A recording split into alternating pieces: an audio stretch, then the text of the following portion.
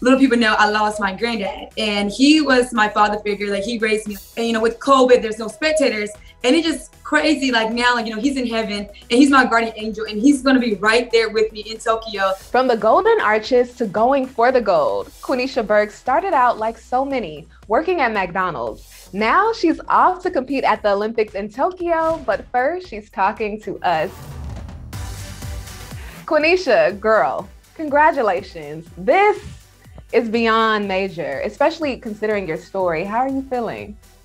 I feel blessed. Like, I honestly, it haven't hit me yet that I'm an Olympian. And I think this week when I leave and I'm in Tokyo, it's gonna hit me. But honestly, I'm I'm a loss for words. I'm just so happy and blessed to be in this position, and just so happy that my dreams became reality right now. It's just, I feel like I'm on like a high right now. Yes, you're experiencing a feeling that a lot of people, unfortunately, sometimes don't get to experience, you know, your biggest possible dream coming true. So talk to us about the moment when you found out you qualified on the track. What were the initial thoughts that went through your head?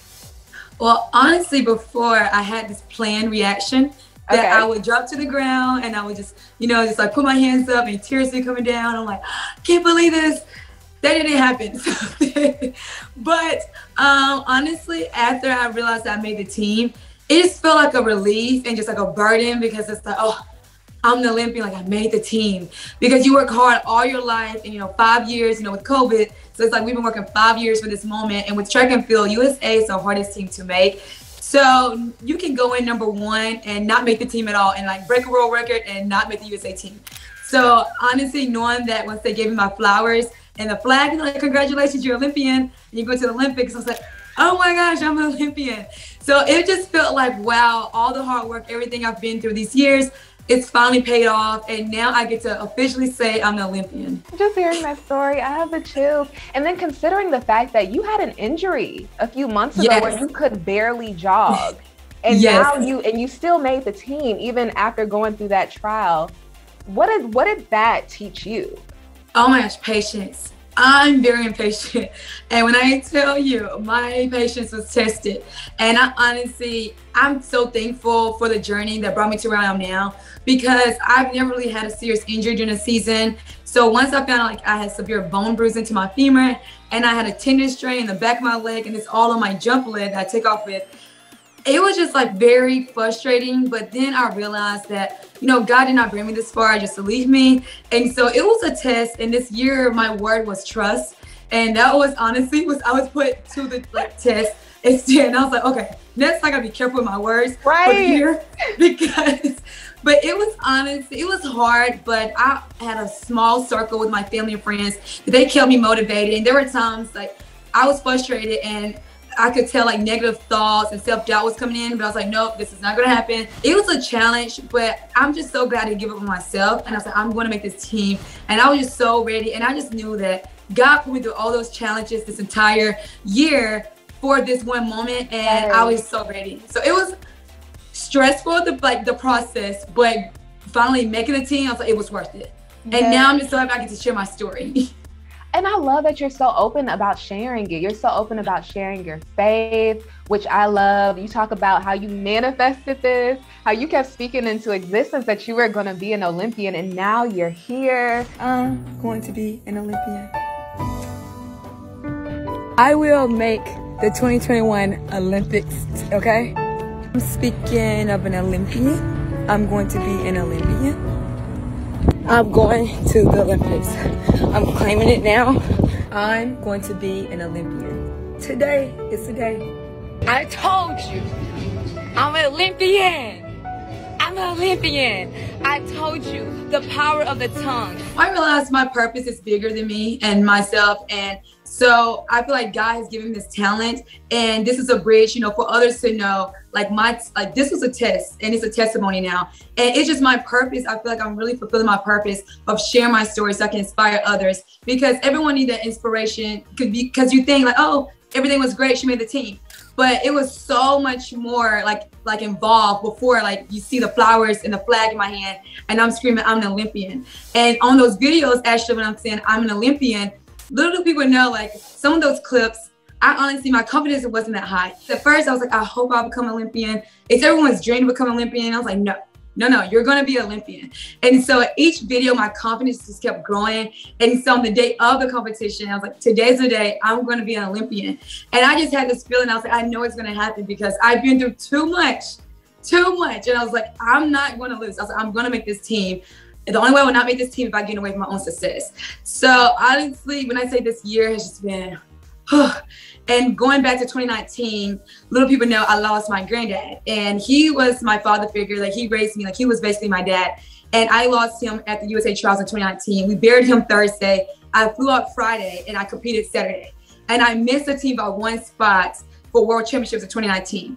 And so that instilled another cue of like, this beast just came out. I was like, I'm not missing another team. Like, he's my guardian angel and I'm doing this for him. And so honestly, starting back from 2019, built this cue that prepared me for 2021 with the injury. So I was like, this injury is not gonna like define me. I lost someone important to me. So if I have to go and take an injury, I'll take an injury because I went through something worse than that. Who's an Olympian?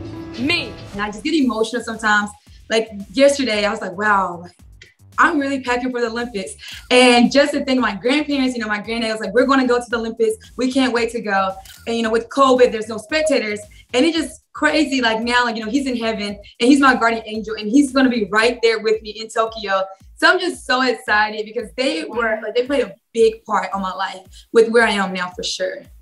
Girl, your whole perspective on that, because, because of COVID and everything, people aren't going to be able to be in the audience, but your grandfather's closer probably than he's ever been to you. Yes. In that moment, wow. You're making me tear up just thinking about it. Because it just adds another perspective to this whole, it's bigger than you think, right? Yes. Because your grandparents, their prayers, all of that, results in you just going out here, girl, and killing it. It's so awesome. I love them. Like, that was my Grammy. Like, after, I called, I was like, hey, I made the Olympic team. Just like, oh my gosh, you made the Olympic. I was like, yes. And then it's just like, I had a moment in the hotel. I was like, Granddad, we did it. And before my fifth jump, because I was knocked down from 3rd place to 6th place, and we had 2 more jumps left. And you see your dreams just like falling, like just getting further away from you. And I was like, no. I was like, I'm not doing this. And so I went over and I just prayed and I just dropped to my knees. I was like, God, we're going to make this team. You did not bring me this far. I have a story to tell everyone. And at that moment, I just got on the runway and I was like, Grenade, let's do this. And then Brittany Reese, when I won it, she was like, just run and jump, Q. I was like, you're right. And I just cleared every pressure, like the pressure, the stress that was on me. I just cleared it. And I was like, run and jump. God is with you. Your Grenade's there. Let's go. And I just went and did it. And once I jumped it, I was like, yes. I was like, that's the one. And I just felt it. I was like, that's the one. I was like, I'm going to the Olympics. And so I knew I had other jumps, like other people had to jump. But at that moment, we had another round of jumps to do. But at that moment, I was like, no, that's the one. I was like, I'm going. And so I just know he's just watching. He's so proud of me. And he's just so happy to see like a lot of family friends that reach out to me. Like, your granddaddy, I know he's screaming and just celebrating you right now. Yeah. So I'm just happy. Yeah, I think that's so important, letting people know that this isn't the end product. So much went behind this, so much struggle, so many struggles, so many lessons. Yes. So girls, shout out to you for just being open and honest about that. Back to your family. We know that they can't be there. Your grandfather's going to be there in spirit. How do they plan on supporting you from afar? What's the plan? So they're having a watch party for sure. They're attending a watch party. And, they're ready. Like, in the day, they're probably half of my family don't know track and field like that, but if they see my name up there, they're gonna scream. So they're all like going to a watch party. They're all gonna celebrate, and they're just so excited. Now they're trying to figure out the times. I compete August 1st and 3rd, so they're like, okay, the Tokyo time. So what about American time? So they're like figuring that out right now. But they're so excited and they're just celebrating. And at the end of the day, they're like, it doesn't matter what you do at the games, that you're our winner. You're a winner right now. And that's why I'm going into the games right now. I feel like a winner already because I faced so much to be where I am now. So now I'm really just excited to see what I can do. And now I have another opportunity to go out here and really live to my full potential, because the Olympic trials honestly wasn't my best series at all in jumps. Like, me and my coach were like, yeah, you didn't do the best. And the fact still made the team. So we're so excited to see what happens at the Olympic Games. So they're excited. They're getting ready. They're getting their shirts ready. And they're just like, Quanesha, here she comes, Tokyo. So they're so excited. So I'm so excited for them. So they're keeping me like spirited, like, you got this cute. So I'm so excited. Track and field, a lot of eyes have been on the sport lately because of stories like yours and Tara Davis's. Tell us why that is so important in your opinion. I definitely think track and field doesn't get a lot of attention, and a lot of people only talk about it during the Olympic year. Some people do not understand track and field, they don't know what's going on. But having a story and having athletes that have a story, you're engaged, you're investing in those stories because you're like, wow, I feel like I'm a part of them. Like, she shared me her story, so now I want to see how the outcome is going to come. So it's just so great that we can share our story. We have this platform that people are engaged right now, this Olympic year, and they want to know. And I just feel like it's so honest. Like, it's great for us athletes to be vulnerable and just share our story. Like, hey, it wasn't just like we became Olympian, we woke up and we were Olympian. We faced so much, and the Olympics come around every 4 years, and you have to be honestly perfect on that day. You literally have to. And some people are like, you don't have to be perfect. It's like you literally have to be perfect on one track meet to make the team, to have that Olympian around your name for the rest of your life. So it's just so great that we're able to use this platform and be able to share our story, because you don't have to know a lot about track and field, but you know the athlete and their story, you're going to be invested, you're going to learn. And then this is an opportunity for us to educate others about track and field. There's so many wonderful things that's going to happen for USA. Once you go to the Olympics, like, there was a world record broken at the Olympic trials that a lot of people probably don't even know. And it's just so exciting that so many people are engaged and just want to know and want to know more about it and want to know more about the athletes and our story in the sport. So I think this is really great for the entire like track and field community for sure. Yeah, for sure, for sure. Well, McDonald, let's talk about that because you did work there before. A lot of celebrities are coming out with their signature meals nowadays. Travis Scott was one, and there are a few others. If you had a signature McDonald's meal, what would it be? Okay. It would definitely be a fry, a medium fry, no sauce. Okay. And I would get a caramel sundae, because I like to dip my fries in. And let's throw some Oreos on the sundae as well. And I would have a 1/4 pounder, extra bacon, extra cheese, only mayo and pickles. And that's it. And it's funny because I used to order that a lot. And so that's something that after the trials, I actually went straight to McDonald's.